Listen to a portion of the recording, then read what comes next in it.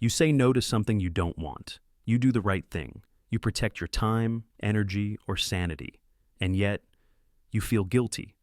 Not because you hurt someone, not because you were wrong, but because saying no triggered something deeper. That guilt isn't random, it's learned.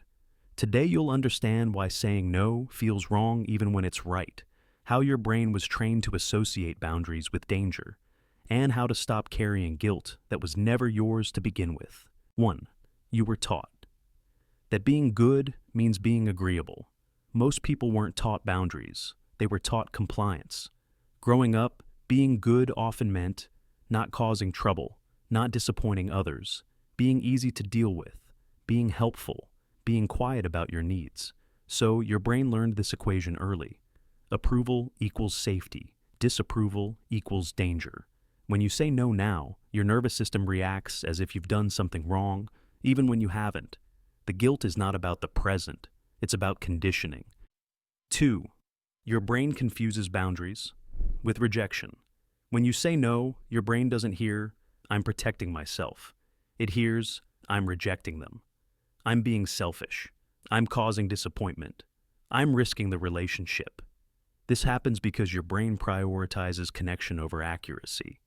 From an evolutionary standpoint, losing connection once meant losing survival, so guilt shows up to push you back into compliance, not because you're wrong, but because your brain is trying to keep you connected at any cost.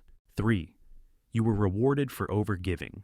At some point in your life, you learned that giving more than you should brought rewards: praise, appreciation, validation, belonging, peace.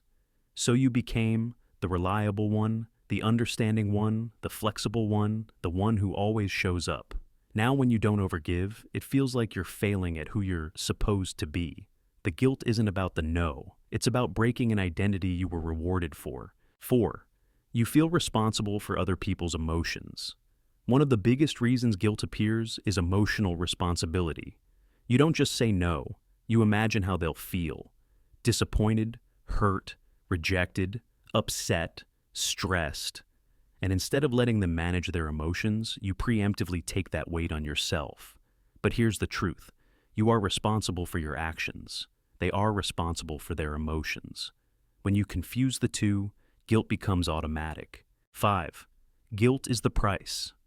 You paid to avoid conflict. For many people, guilt feels safer than conflict. You'd rather feel bad internally than risk tension externally. So, instead of saying no, clearly you over-explain, apologize excessively, soften your boundary, second-guess yourself, feel bad afterward. Guilt becomes the emotional tax you pay to keep the peace. But peace that costs your self-respect is not peace. It's quiet resentment. 6. You don't trust that you're allowed to have limits. Deep down, some people believe, "I don't deserve limits. I should be able to handle more. Other people have it worse. I'm being dramatic." So, when you say no, guilt steps in to question your right to do so. But limits are not earned. They are not negotiated. They are not justified. Limits are human. You don't need a reason beyond your capacity. 7. Guilt doesn't mean you're wrong. It means you're growing. Here's the shift that changes everything. Guilt is not proof that you made the wrong choice. It's proof that you made a new one. Every time you stop a pattern of overgiving, your nervous system protests. That discomfort is not danger. It's adjustment. The guilt fades when your brain learns that boundaries do not lead to abandonment. Saying no doesn't make you selfish. It makes you honest. Feeling guilty doesn't mean you failed. It means you interrupted an old pattern. Let the guilt pass. Don't negotiate with it. Don't justify yourself to it. Your job is not to make everyone comfortable. Your job is to live in alignment with yourself. And if you want more psychology breakdowns like this, subscribe to Under the Psyche.